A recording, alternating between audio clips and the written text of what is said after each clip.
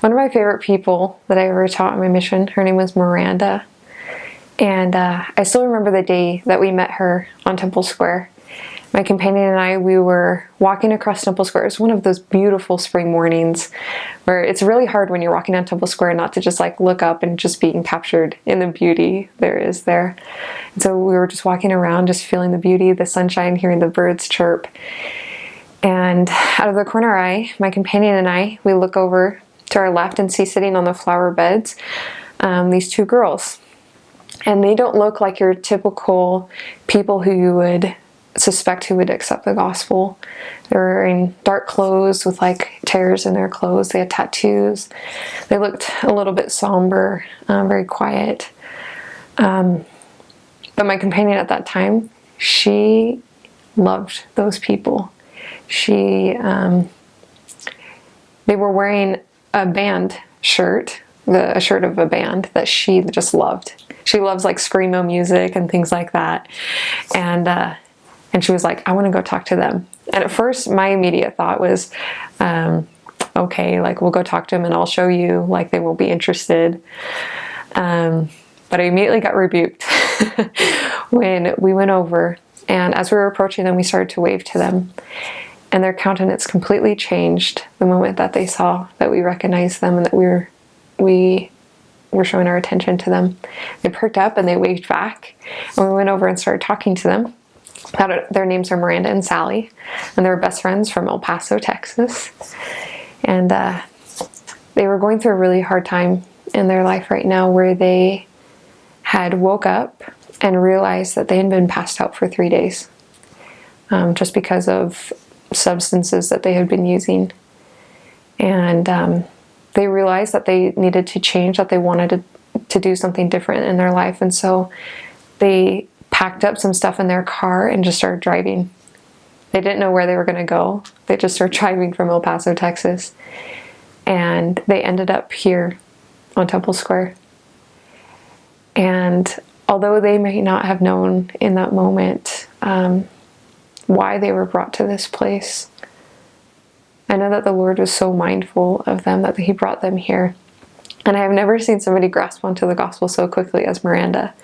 Remember, she stayed on Temple Square that whole day and talked to every sister that she could, tried to get as much as she could. She probably got like 3 or 4 Book of Mormons, lots of pamphlets.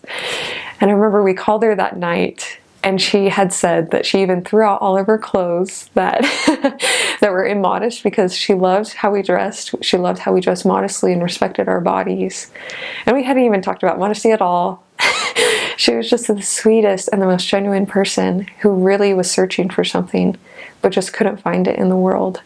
But it was able to find the gospel of Jesus Christ there that day on Temple Square. And it's made the biggest difference in her life.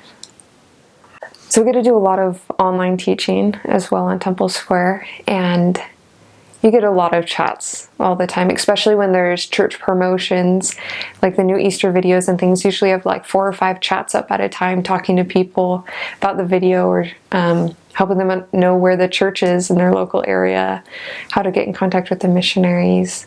But I remember this one chat that I got. His name is Scott. He's one of my favorite people. He's so amazing. He came on and we started talking a little bit, but he had to go quickly. So we got his contact information and we started emailing back and forth, found out that his family were members, but he was the only non-member in his family, and that he wanted to learn about the church, but just had some questions, as expected. And he was very quickly baptized.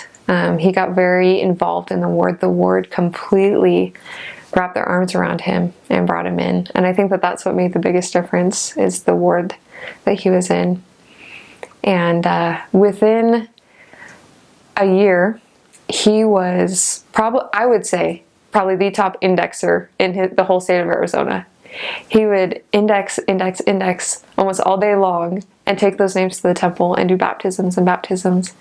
And a year later was sealed to his family, to his wife and his 2 sons. And that was one of the coolest experiences. Which makes me think of another one. He was also from Mormon.org chat. His name is Thomas. And Thomas, he came on because his wife is a member, but they're both in the military, and she was deployed at that time. And he wanted to learn about the church, but he was scared that his opinion was going to be skewed if his wife was there, that he wanted to really search it out for himself and learn it for himself. And so he did a lot of reading, a lot of praying, a lot of going to church, a lot of studies on his own. We would call him pretty much every day for about 5-10 minutes just to check up on him, read the scriptures with him, say a prayer with him. And it was the coolest thing to be able to see him be converted to the church on his own,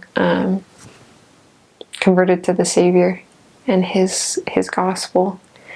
And even when his wife came back, she wasn't active in the church.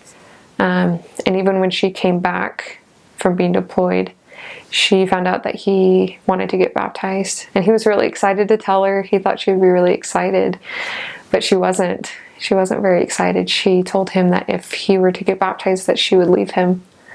And it was a very heartbreaking time for him because he was trying to decide between following Christ and his family. And through a lot of prayer, through a lot of seeking revelation, he decided to be baptized. And even his mother and father-in-law, they flew in for his baptism, and his father-in-law baptized him. And even though his life completely changed from that moment on, he has never looked back with regret on that decision because he knew that he wanted to follow Christ and that he would do anything to follow Christ.